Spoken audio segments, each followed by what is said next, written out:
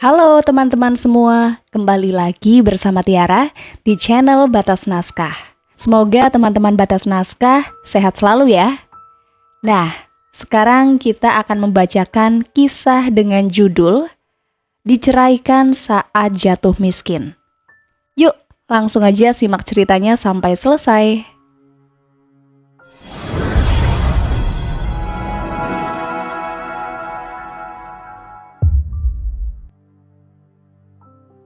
Kamu gak bohong kan, Nay? Bimo bertanya-tanya, seolah tidak percaya saat Naila mengatakan jika perusahaan yang dipegangnya bangkrut akibat kalah dalam perebutan hak dengan saudara almarhum sang ayah. Aku gak bohong, Mas. Kita udah gak punya apa-apa lagi. Sebentar lagi, rumah ini akan diambil oleh Om Wisnu. Netra Naila berkaca-kaca. Ia hampir saja menangis saat itu. Namun, ia mencoba tegar di hadapan sang suami. Dirinya merasa lemah karena tak sanggup memenangkan perusahaan peninggalan sang ayah. Bagaimana bisa kalah di persidangan? Kamu gak didampingi pengacara hebat? Bodoh banget sih kamu. Tiba-tiba ibu mertuanya datang dan langsung mencerca sang menantu.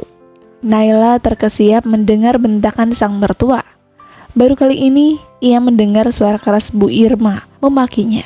Padahal kemarin saja masih sangat lembut mengajari memasak di dapur. Naila sungguh tak percaya dengan keadaan yang 180 derajat berbeda. Naila juga gak mengerti bisa seperti itu. Naila mohon maaf, ucap Naila. Jadi kita bangkrut, jatuh miskin? Bu Irma kembali bertanya memastikan. Iya mah. Bu Irma menggeleng. Rasanya tidak terima jika kini mereka hidup miskin. Selama menikah dengan Naila, ia merasa hidup senang dengan kekayaan menantunya yang tidak habis 7 turunan. Namun kini semuanya seperti mimpi. Secepat itu, mereka kehilangan kemewahan akibat kekalahan Naila. Duduh, kepala mama tiba-tiba sakit. Bimo membantu sang ibu duduk dan memijiti pundaknya.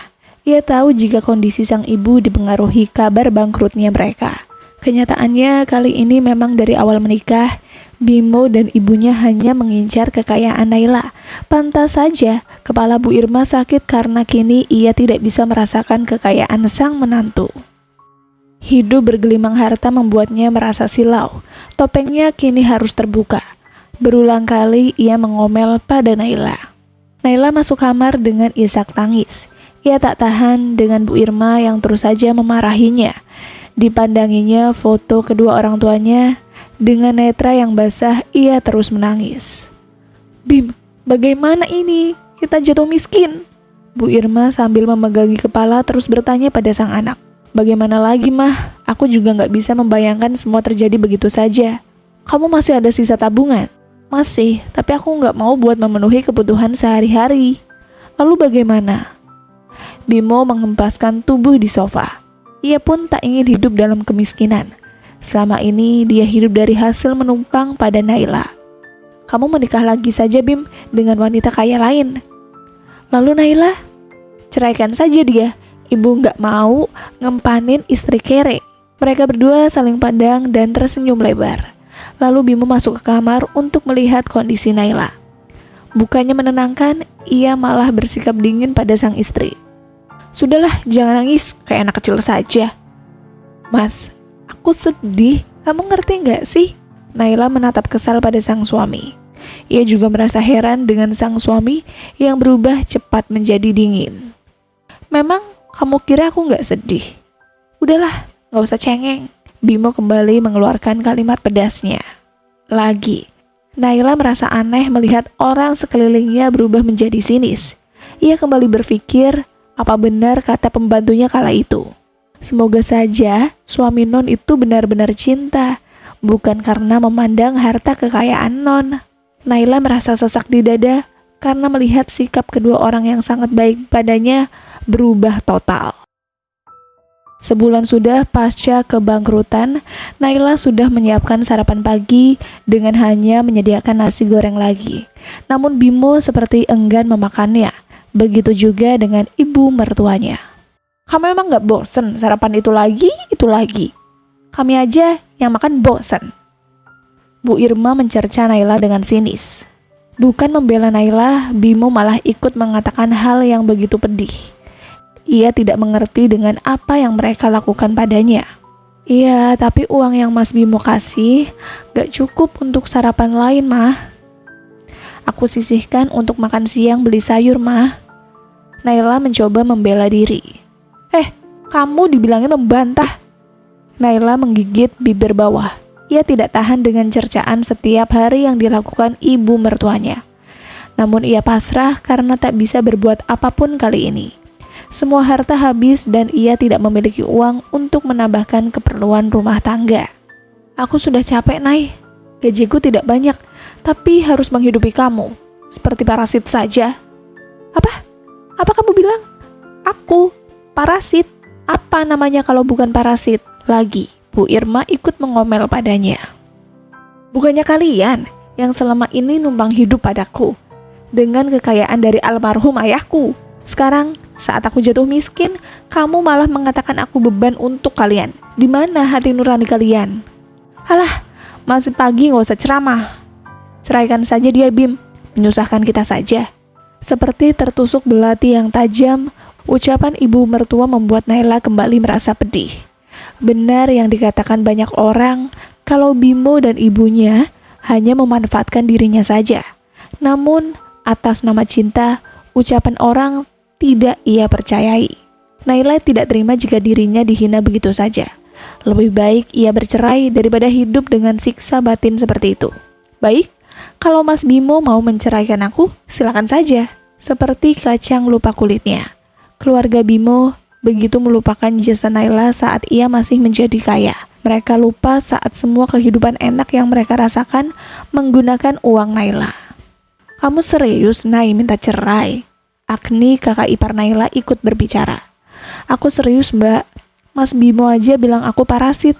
Kalian lupa berapa banyak aku mengeluarkan uang untuk kalian saat masih memiliki banyak harta. Sekarang, apa balasan kalian? Naila mengepalkan tangan kanannya. Ia begitu syok menghadapi kenyataan pahit dalam hidupnya. Namun ia berjanji saat itu tidak akan menangisi keluarga parasit itu. Dirinya pun berjanji akan membuat mereka menyesali semua perbuatannya. Udah deh, Nay, gak usah mengungkit yang lama.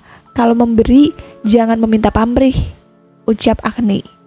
Aku gak mengungkit, hanya aku gak terima Mas Bimo mengatakan aku parasit. Sedangkan aku istrinya yang wajib dinafkahi, bukan hanya Mbak dan ibunya saja. Dengan tatapan kebencian, Naila terus saja mengatakan hal yang memang benar adanya. Satu sisi Bimo merasa jika ucapan sang istri benar, namun ia tidak mau membiayai 3 orang di rumah itu. Kontrakan kecil yang mereka tinggali dengan harga murah membuat sulit bernafas. Aku mau memberi pilihan untuk kamu. Kalau kamu gak mau cerai, kamu bantu aku bekerja atau tetap memilih cerai. Ceraikan aku aja, Mas. Aku gak sudi kalian manfaatkan lagi. Untuk apa? Ada ibu dan Mbak Agni di rumah kalau aku yang bekerja. Memangnya Mbak Agni masih belia? Gak bisa kerja dan menumpang hidup dengan adiknya. Jaga bicara kamu, Nay. Aku bekerja tapi lewat online. Hasil penjualan aku lumayan kok. Jadi jangan bilang aku pengangguran. Agni mencoba membela diri, tetapi tetap saja salah di mata Naila. Kalau hasil lumayan, untuk apa Mas Bimo meminta aku bekerja? Jangan-jangan Mas Bimo menceraikan aku karena memilih 3 di antara 2 yang akan dia nafkahi. Benar kan, Mas? Bimo bergeming mendengar apa yang dikatakan sang istri. Naila wanita cerdas yang bisa membaca situasi. Walaupun mereka baru saja menikah 2 tahun dan untungnya belum dikaruniai anak. Diam kamu. Tamparan keras mengenai pipi Naila. Ia tersenyum sinis melihat keluarga Bimo yang menatapnya senang. Ia kini mantap untuk bercerai dari pria kasar seperti Bimo. Selama ini aku bodoh. Bisa saja kalian manfaatkan. Naila kembali geram dengan perlakuan Bimo. Bu Irma dan Agni terus saja membuat Bimo semakin panas. Bim, perempuan seperti itu pantas diceraikan. Sudah miskin, mandul pula. Masih banyak yang mau sama kamu, cerca Bu Irma. Silahkan kalian mencari wanita kaya lain untuk dia. Bergegas Naila masuk ke kamar untuk berkemas. Dadanya semakin sesak mengingat semua kalimat manis dari sang suami hanyalah kedok belaka. Dirinya menyesal telah percaya pada pembohong seperti mereka. Saat ia jatuh miskin, mereka gak segan mengeluarkan sifat asli mereka demi menyingkirkan Naila. Selesai berkemas, Naila keluar dengan membawa koper dan beberapa barang miliknya. Tatapan mereka begitu sinis pada Naila. Bu Irma tersenyum puas karena berhasil menyingkirkan Naila. Begitupun Agni, padahal wanita itu selalu bermanis lidah saat meminta perawatan ke salon. Sementara Bimo juga sering merengek meminta barang-barang mahal. Kini mereka membuang Naila seperti tidak berharga. Saat kaya, mereka sangat bertutur kata lembut. Tapi kini dengan tega mengusirnya dari rumah. Terik matahari membuat Naila sedikit kelelahan. Dengan sisa uang, ia melangkah menyusuri jalan ibu kota. Ia memperhatikan sisa uang yang dimiliki untuk sampai tujuan. Ia terduduk di terminal bus, lalu memperhatikan sekelilingnya. Ia sudah sampai di sebuah tempat di mana Bi Asih, mantan pembantunya tinggal. Tidak jauh dari kontrakan, Bi Asih sudah menjemputnya karena sebelumnya Naila menelpon wanita tua itu. "Bi," ucap Naila sambil memeluk wanita tua itu.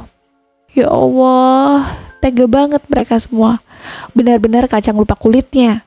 Bi Asih terus saja mengumpat kesal keluarga Bimo. Bi Asih merasa kasihan dengan Naila. Saat ia hendak pergi, ia memiliki firasat tidak enak dan memberikan nomor ponsel miliknya dan alamatnya. Jika terjadi sesuatu, ia meminta mantan majikannya untuk datang ke rumahnya. Dan benar firasat wanita berdaster merah itu. Kini Naila datang menemuinya. Akibat ulah jahat keluarga suaminya, ia harus merasakan kepedihan.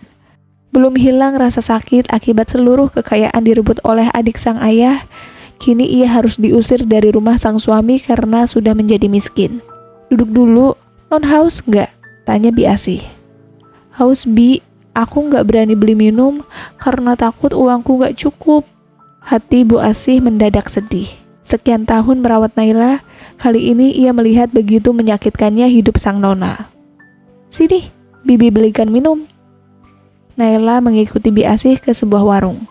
Keringatnya sudah mengucur deras di tubuh wanita muda itu. Ia meminum pemberian Bi Asih. Ternyata hidup tanpa uang memang sangat sulit. Dulu ia begitu gampang ingin memiliki banyak barang. Kini harga minuman seharga Rp3.000 saja, ia harus menunggu Bi Asih datang. "Nanti ya non, tunggu anak Bibi jemput." Naila hanya mengangguk sambil menikmati minuman dingin yang menghilangkan dahaganya. Tak lama Bi Asih memintanya bangun karena sang anak sudah menunggu di luar terminal. Dengan tergesa, Naila mengikuti sang bibi dari belakang. "Bu, aku di sini." Mereka berdua menoleh. Naila terkaget melihat sosok pria yang dengan ramah memanggil Bi Asih dengan sebutan ibu. Naila seperti mengenal pria bertubuh tegap dan juga tampan. Pikirnya, sejak kapan Bi Asih memiliki putra tampan seperti itu? Menikah saja tidak. "Non, silakan." Dengan sopan pria itu mempersilakan Naila melangkah menuju mobil Brio milik pria itu. "Kamu kenal sama saya?" tanya Naila. "Kenal non, pasti non lupa kalau kenal saya."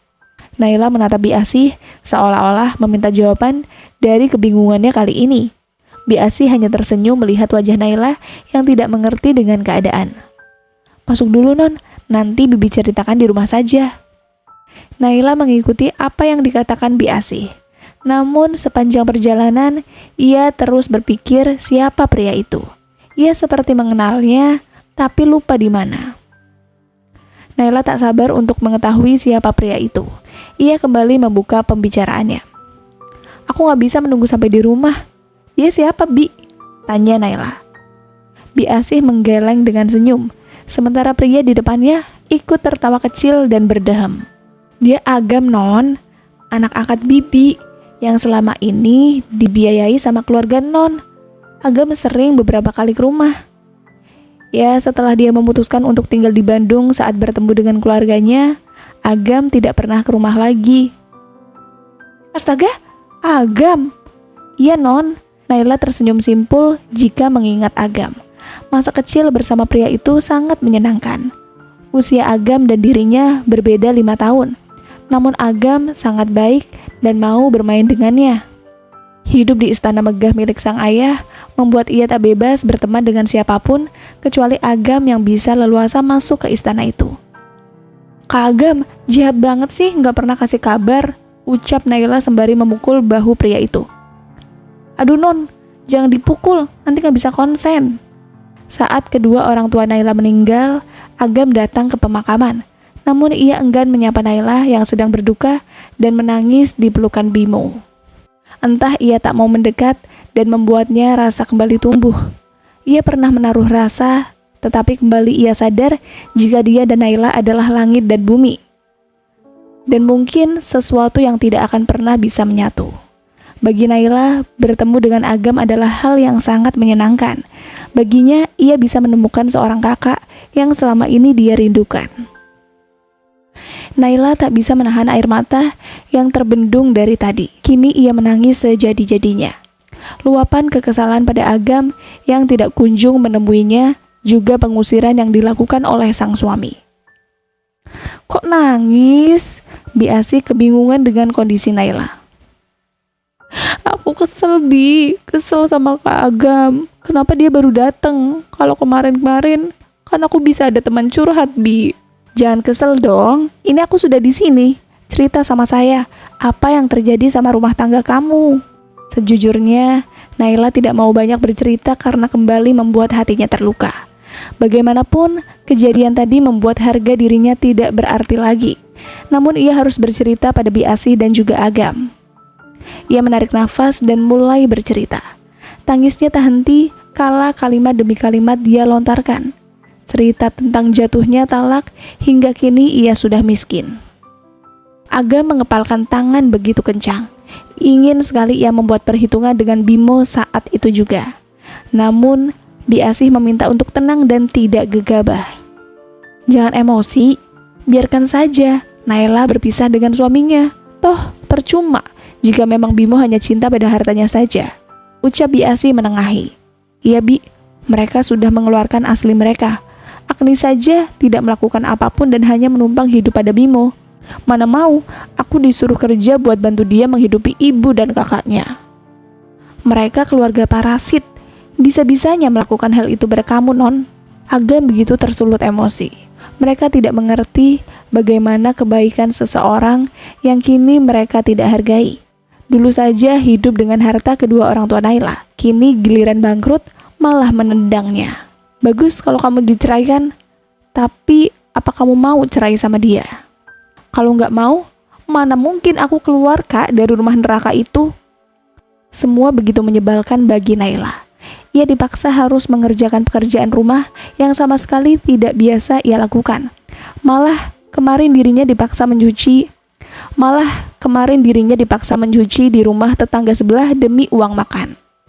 "Nanti kita buat perhitungan sama mereka. Jangan pernah main-main sama Kak Agam."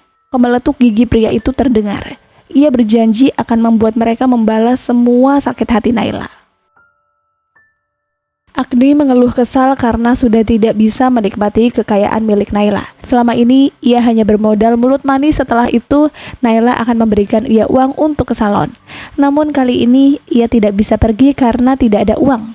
"Duh, Agni, Mama pusing lihat kamu kayak setrikaan bolak-balik aja." "Mama gak ngerti.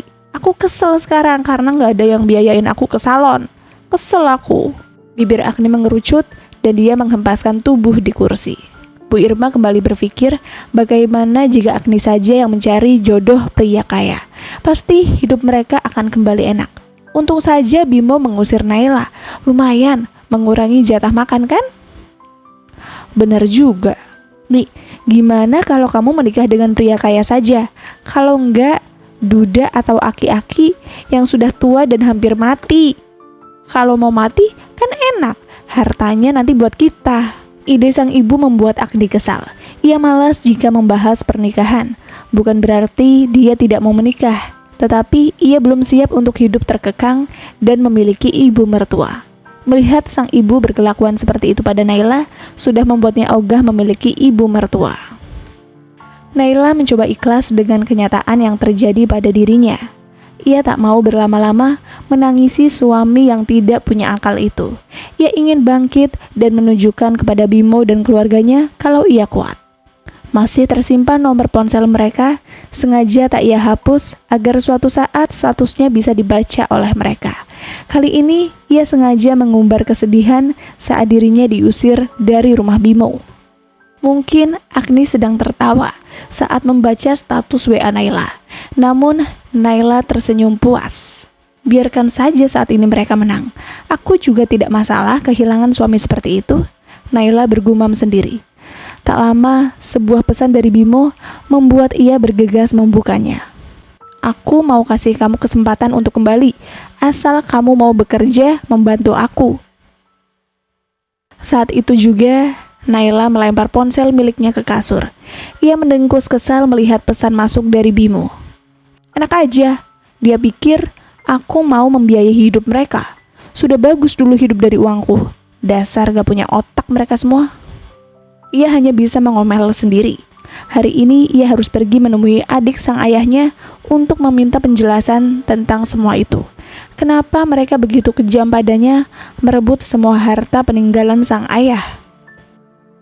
Naila bergegas keluar kamar. Biasi melihat kebingungan saat Naila seperti tergesa-gesa untuk keluar rumah. Wanita tua itu ikut menghampirinya dengan cepat. Non, mau kemana? Mau ke rumah Om Fadli. Mau tanya kenapa dia tega sama aku. Merebut semua hartaku, Bi. Non, jangan pakai emosi. Nanti saja agak siangan. Makan dulu. Bi Asih meminta agar Naila sarapan terlebih dahulu agar dia tidak sakit. Naila menuruti perintah Bi Asih. Ia kembali mengikuti wanita tua itu ke dapur dan bersiap untuk sarapan pagi. Emosi membuatnya tak bisa berpikir jernih. Di pikirannya adalah menyelesaikan semua yang terjadi pada dirinya. Mendadak miskin dan diceraikan sang suami membuat hidupnya kacau. Bu Irma ingin memperkenalkan Bimo dengan wanita cantik pemilik butik yang pernah ia datangi. Namanya Marina, janda cantik yang memiliki kekayaan tak kalah dari Naila dulu. Nanti pulang kerja, mampir ya ke butik Marina. Dia mau kenal kamu lebih dekat loh, Bim, ucap sang ibu. Kalau Bimo nggak pulang malam, nggak usah sok jual mahal deh, Bim. Marina itu janda kaya, jadi kita nggak akan hidup susah lagi kayak gini, ujar Agni menimpali. Kalian nih bagaimana sih? Aku dan Naila belum resmi bercerai. Sudah bicarakan wanita lain. Bimo merasa kesal dengan ibu dan kakaknya. Perceraian saja belum ia ajukan, malah sudah dijodohkan dengan wanita lain. Memang dirinya pun keberatan saat sang kakak hanya menumpang hidup, juga ibunya yang selalu bergaya sosialita. Pekerjaannya sebagai pekerjaan kantoran tak cukup untuk menyikapi kehidupan mereka. Baru 1 bulan tidak menggunakan uang Naila saja, ia sudah kelabakan. Akan tetapi, tidak dengan menikah lagi untuk mendapatkan kekayaan. Laki-laki nikah tanpa cerai mah gak masalah. Lagi pula, apa masalahnya dengan Naila? Dia juga udah gak berguna, Bim. Bu Irma tertawa sinis. Bimo pusing dengan ocehan sang ibu. Ia memilih pergi dari ruang makan, lalu beranjak pergi dengan motor yang masih bisa ia pakai. Naila menemui Pak Fadli, adik dari sang ayah di kantornya. Semua karyawan pun tahu siapa wanita dengan wajah cantik itu walau tidak bermake up. Nona Naila sudah buat janji ya dengan Pak Fadli. Resepsionis menegur Naila saat hendak menerobos masuk ke ruang kerja Pak Fadli. Apa harus izin dulu? Kamu tahu kan siapa aku? Tidak peduli, Naila masuk ke dalam ruang kerja milik Pak Fadli. Tidak heran, pria berambut putih berwajah mirip dengan sang ayah sudah menunggu kedatangan Naila. Ia sudah menduga jika keponakannya akan datang menemuinya. Maaf Pak, Bu Nay. Pak Fadli mengangkat tangan, meminta resepsionis itu membiarkan Naila masuk. Kebetulan memang ia tidak ada pekerjaan yang sedang dikerjakan. Om pasti tahu kan untuk apa aku datang ke sini? Iya, Om tahu. Kenapa Om tega sama aku? Apa Om gak puas? Apa Om gak puas dengan kekayaan yang Om miliki sekarang? Dengan penuh emosi, Naila mengeluarkan apa yang ia rasakan. Kekecewaannya pada adik ayahnya itu sungguh tidak terbendung. Om tahu, pasti kamu datang ke sini untuk itu. Bagaimana kabarmu dan suami parasitmu? Bibir Naila bergetar. Bagaimana bisa? Om Fadli dengan santai bertanya tentang kabar dan suaminya. Dia pun menyebut jika Bimo adalah parasit. Aku hancur Om setelah Om merebut semua milik aku. Semuanya.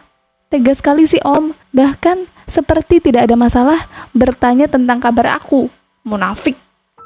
Pak Fadli hanya tersenyum menanggapi kemarahan sang keponakan. Baginya, Naila adalah anak yang belum bisa dewasa dan mengurus semuanya hingga ia bisa dimanfaatkan oleh banyak orang. Semarah itu kamu sama Om. Naila begitu emosi, tetapi ia heran dengan sikap omnya tersebut. Kenapa malah terlihat santai, sedangkan akibat ulahnya Naila diceraikan oleh Bimo. Apa aku gak boleh marah saat semua kebahagiaan aku hilang dalam sekejap? Aku jatuh miskin dan suamiku menceraikanku. Apa aku harus berterima kasih sama Om? Harus. Naila kembali terdiam dan dibuat tidak mengerti dengan apa yang diucapkan oleh Pak Fadli. Kenapa harus berterima kasih pada orang yang merampas kebahagiaannya? Suamimu dan keluarganya adalah parasit. Sudah berapa banyak uang yang kamu keluarkan untuk mereka? Nyatanya kamu dibuang setelah miskin. Pak Fadli begitu emosi saat mengatakan hal yang seharusnya ia katakan sejak dulu. Kepergian kakaknya membuat ia bertanggung jawab atas perusahaan yang mereka bangun dari awal. Sejak lama ia tahu jika Bimo hendak menguasai semua harta Naila, namun Bimo tidak bisa mengalahkan kecerdikan dirinya. Om gak usah ikut campur tentang hidup aku, ujar Naila. Apa bisa? Om diam saja melihat mereka menggerogoti hasil jerih payah papahmu. Kamu aja yang bodoh karena dibutakan oleh cinta. Buktinya, kamu diceraikan kan? Ucapan Pak Fadli ada benarnya. Namun, Naila masih diam saja dalam penyesalan. Ia tidak tahu harus berbuat apa. Kemasi barangmu dan tinggal sama Om Tante, titah Pak Fadli. Naila mengangkat kepala menatap tak percaya dengan apa yang didengarnya. Ia tidak mau tinggal bersama omnya karena ia merasa malu dengan kejadian yang menimpanya. Kenapa kamu diam saja? Nay, malu sama Om sama Tante. Untuk apa malu? Tantemu juga merindukanmu. Apa kamu bisa hidup miskin seperti itu sekarang? Jangan beritahu suamimu. Nanti saja jika kalian benar-benar berpisah. Om mau melihat apa yang akan dilakukan mereka tanpa kamu. Naila lega karena semua dugaannya salah. Sejak pertama kali mendengar Pak Fadli akan merebut hartanya, ia tidak percaya karena sang Om begitu baik padanya. Namun kenyataannya memang mereka merebut semuanya tanpa sebab. Dan kini akhirnya jelas sudah alasannya. Kamu sudah ketemu sama Agam? Kok Om tahu? Iya, Om yang meminta Agam untuk mencari kamu. Semua terjadi sesuai kemauan Pak Fadli. Pria tegas dengan suara yang begitu kencang saat marah, kini memiliki sisi baik. Ia melindungi keponakannya dari keluarga Bimo si parasit. Pak Fadli mengambil keputusan tanpa bicara pada Naila. Saat itu, Bimo datang pada pengacara dan membicarakan pengalihan harta padanya. Pengacara itu memberitahukan pada Pak Fadli semua yang diinginkan suami keponakannya itu. Ia begitu geram dan bersumpah akan membuat Bimo menjauh dari Naila. Namun, cara itu tak begitu nampak dan kini hasilnya sudah memuaskan. Bimo menceraikan Naila karena jatuh miskin. Pak Fadli pun ingin membuat Naila sadar kalau selama ini ia hanya dimanfaatkan saja. Akhirnya semua kedok Bimo terbongkar dan keponakannya terbebas dari pria matre itu. Naila kembali ke rumah Biasih dan menceritakan semuanya. Wanita berdastar biru itu merasa lega karena Pak Fadli bukan orang yang jahat. Ia ingin melindungi Naila dan berbuat seperti merebut hak keponakannya. Non, cepat rapikan barangnya.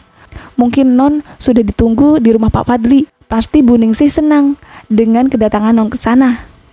Bi, aku masih mau di sini dulu. Boleh enggak? Ngapain di sini, Non? Rumah kecil, makanan pun enggak ada yang biasa Non makan. Kalau di rumah Pak Fadli, pasti lebih terjamin, Non. Bi, sekali saja. Aku masih kangen sama Bibi. Nanti kalau sudah hilang kangennya, aku ke rumah Om Fadli. Janji. Naila menunjukkan jari kelingkingnya untuk ditautkan di jari Biasih. Wanita itu hanya tertawa melihat sikap manja sang majikan. Melihat tawa dan senyumnya saja sudah membuat Bi Asih bahagia. Om Fadli meminta aku mengurus restoran, Bi. Karena kalau mengurus perusahaan nanti Bimo tahu kalau aku nggak jadi miskin, jadi biarkan saja. Dia tahu kalau aku tetap menjadi gembel. Iya, Non. Setelah banyak berbincang, Naila kembali ke kamar dan memainkan ponsel miliknya. Ia tertawa melihat status kakak iparnya yang terkesan pembohongan publik.